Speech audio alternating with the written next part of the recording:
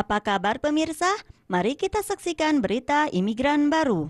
Pada hari lusa kemarin, sekitar pukul 9 malam, kaki seorang anak kecil yang berusia 7 tahun terjepit oleh eskalator di pusat perbelanjaan Eslite. Karena kesakitan, anak kecil tersebut menangis pada saat itu juga.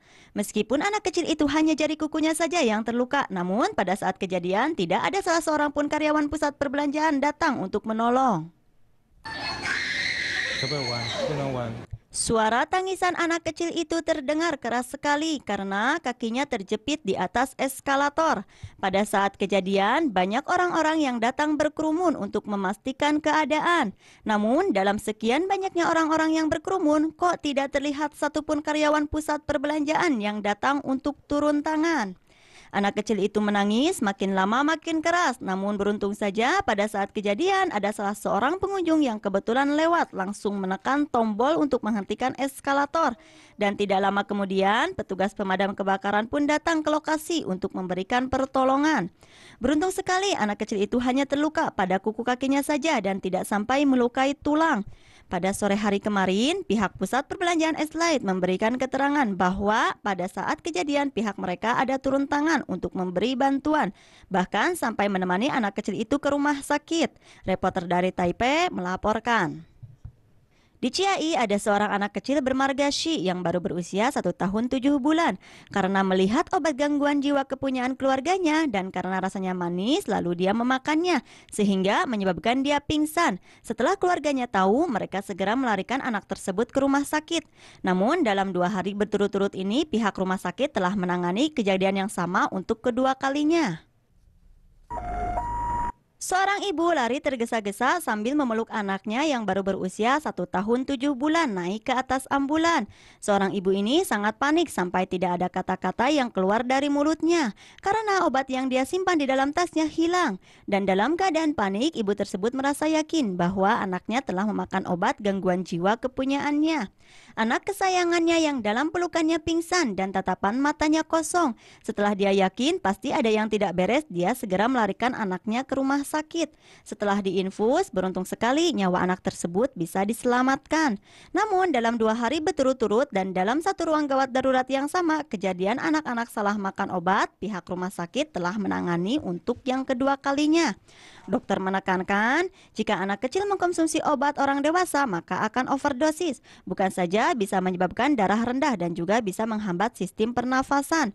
Para orang tua dianjurkan, jika mau memberikan anak kecil obat, janganlah sekali-kali bahwa obat itu dibilang permen. Dan pada saat mengkonsumsi, janganlah di depan anak kecil, agar anak kecil tidak meniru. Dan simpanlah obat-obatan di tempat yang aman. Reporter dari Taipei melaporkan. Kotak pos miring yang terletak di Jalan Longjiang, Kota Taipei menjadi terkenal karena badai angin topan Soldar. Sehingga dalam beberapa hari terakhir ini banyak mengundang orang-orang berdatangan untuk mengambil foto di sana. Namun pihak kantor pos mengkhawatirkan karena saking banyaknya jumlah orang-orang yang berdatangan sehingga bisa mempengaruhi lalu lintas dan menyebabkan kemacetan. Pada hari Kamis sore depan, pihak kantor pos berencana akan memindahkan kedua kotak pos tersebut ke lain tempat.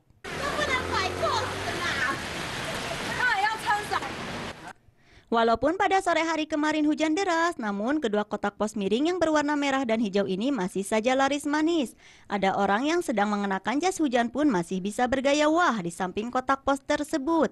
Dan kalau saja cuacanya cerah dan mendukung, pasti lebih banyak lagi orang yang berdatangan. Banyak yang rela mengantri panjang hanya karena ingin berfoto bersama kotak pos miring itu. Sampai-sampai ada orang yang sembarang memarkirkan mobilnya di pinggir jalanan. Dan ada juga yang langsung mengambil foto naik ke atap jendela mobil, sehingga membuat arus lalu lintas semrawut dan berbahaya. Oleh karena itu, pihak kantor pos pada hari Kamis mendatang akan memindahkan kotak pos miring itu ke samping kantor pos payment. Ada warga yang beranggapan jika benar-benar menghambat arus lalu lintas itu bisa menerima kebijakan ini. Namun ada warga juga yang merasa jika dipindahkan maka kesan kedua kotak pos miring itu tidak ada. Walaupun ada kedua pendapat yang berbeda, namun setidaknya pihak kantor pos akan mengamankan kedua kotak pos miring itu di tempat yang lebih aman lagi. Namun kedepannya ada kemungkinan kita tidak bisa melihat lagi ekspresi para pegawai kantor pos yang bergaya lucu di depan kamera. Karena pihak kantor pos telah melarang pegawainya untuk bergaya lucu dan gokil lagi di depan kamera. Reporter dari Taipei melaporkan. Tanggal 8 bulan 8 pada saat memperingati Hari Ayah kemarin, angin topan solder datang menerjang seluruh daratan Taiwan. Kepala Wali Kota Taipei Ke Wen-je boleh di rumah makan. Namun, para petugas pemadam kebakaran, walaupun rumahnya hancur sekalipun, mereka harus tetap bertugas. Dinas Pemadam Kebakaran Kabupaten Taipei, Kapten Batalion Tingkat 3 Cheng Changxing, rumah orang tua dia berada di Ulai, titik di mana lokasi bencana terparah. Pada saat malam badai angin topan melanda, Balai Pusat Pelayanan mengumumkan ada sepasang suami istri yang sudah berumur dan tinggal di Pegunungan Ulai dinyatakan hilang. Pada saat malam angin topan melanda, seorang kapten pemadam kebakaran mengerahkan bawahannya untuk memadamkan kebakaran di salah satu rumah kontrakan yang terkena kebakaran. Namun pada saat itu pula, kedua orang tua yang telah membesarkannya terjebak di wilayah Ulai dan sama sekali tidak bisa dihubungi. Dinas Pemadam Kebakaran Kabupaten Taipei, Kapten Batalion Tingkat 3 Cheng Changxin menyatakan, orang tua yang sedang duduk di atas kursi roda usia 90 tahun yang diselamatkan dibawa turun gunung oleh para petugas pemadam kebakaran itu, dia adalah ayahnya. Masih beruntung bisa diselamatkan, namun sayangnya rumah orang tuanya mengalami kerusakan. Keadaan rumah yang berada di atas gunung itu rusak dan sangat sekali berbahaya. Namun beruntungnya kedua orang tua Kapten Cheng Changxin dan adiknya bisa keluar menyelamatkan diri. Dinas Pemadam Kebakaran Kabupaten Taipei Cheng Changxin sambil mengangkat beban 20 kg minyak merangkak menembus jalan gunung selama 5 jam dan akhirnya bisa sampai ke kampung halamannya. Pengorbanannya yang tanpa jasa sampai tidak bisa menyelamatkan kedua orang tuanya karena harus tetap konsentrasi sama tugasnya yang berada di pundaknya. Terima kasih petugas pemadam kebakaran. Reporter dari Taipei melaporkan. Angin topan solder menerjang seluruh daratan Taiwan. Pada saat kritis-kritisnya, ada orang yang sedang berjaga dalam tugasnya. Namun, istri Kepala Wali Kota Taipei Ke Wen-je malah menuliskan kabar bahwa pada saat hujan angin sedang berada di rumah makan, sehingga memancing amarah dari para pengguna sosmed. Kenapa pada saat angin topan tidak berada di tempat kerja untuk memberikan arahan? Namun, Kepala Wali Kota Taipei dalam hal ini dia menjelaskan bahwa dia berada di rumah namun masih bisa memberikan arahan lewat line.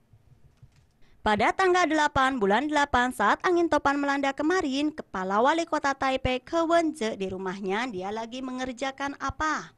Istri Kepala Wali Kota Taipei Chen Peiqi dia menuliskan statusnya di dunia sosmed bahwa tidak biasanya pada saat angin topan dalam seharian suaminya bisa berkumpul di rumah makan. Sampai-sampai sayuran dalam kulkas pun habis.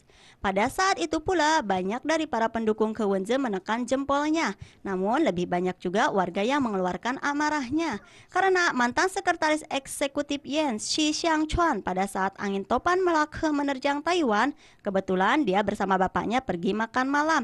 Karena hal ini dia disuruh turun jabatan.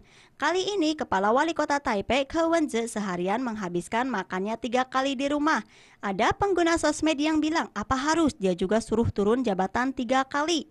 Kepala Wali Kota Taipei menampik bahwa dia ada di rumah tapi masih bisa memberikan arahan. Pada saat angin topan melanda, seharusnya yang menjadi Kepala Wali Kota Taipei adalah orang yang paling terdepan untuk memberikan arahan agar bisa melindungi para penduduknya. Namun, Ke Wen-je malah dia yang pertama kali melindungi dirinya. Reporter dari Taipei melaporkan. Terima kasih atas partisipasi Anda. Selamat malam dan sampai jumpa.